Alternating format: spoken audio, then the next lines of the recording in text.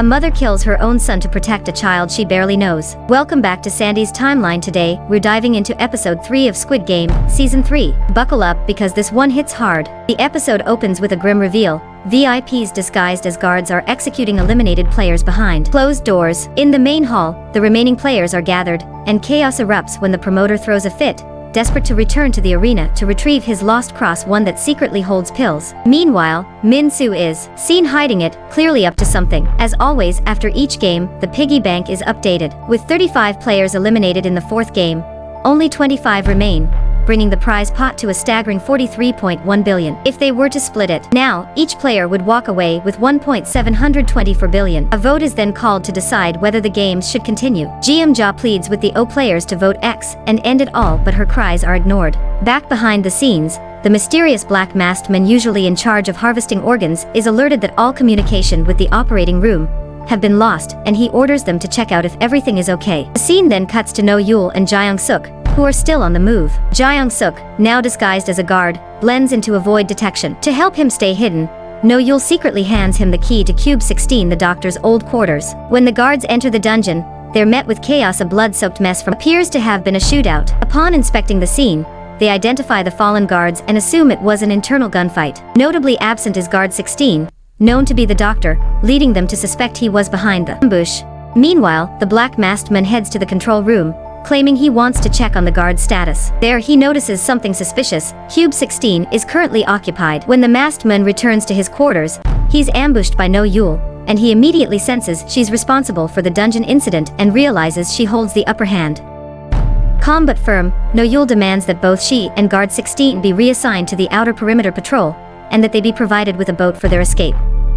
If he refuses, she warns, she'll bring chaos, and with the VIPs watching closely, any scandal could bring the entire operation crashing down. In order to avoid triggering any chaos, the masked man discreetly delivers the boat key hidden inside No-yul's meal tray. But he remains suspicious. He doesn't believe it's just two people plotting an escape. Uneasy, he quietly issues a new order. The guards are to sweep the operating room once more, this time thoroughly. Once they scan the body lying in the bed, they make a chilling discovery: the real doctor is dead. The person, disguised as him, is actually a player. Meanwhile, on the mainland, Woo-suk continues his investigation. He calls Detective Hwang with chilling news. No one in the area knows the captain. He warns the detective to stay alert, sharing a deep gut feeling that something about the man is off and possibly dangerous. While still looking at the island, he manages to identify the same island he was once on when he first started investigating the game, and the cliff he fell from when he was shoot, and that means that the island is somewhere nearby.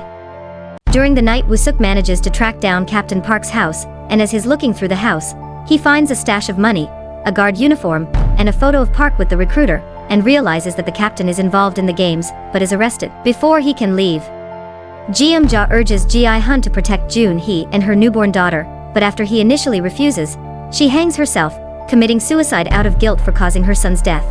Moved by Jun-hee's death, Jae-hun agrees to help Jun-hee and protect her newborn daughter in the next game, Jump Rope, in which players must cross a giant bridge without being hit by the swinging rope. First, no one moves until Min-soo throws Thanos' necklace onto the bridge, prompting a withdrawal-stricken Namgyu to jump to catch it, only to be hit by the rope and thrown to his death after finding out the cross was empty.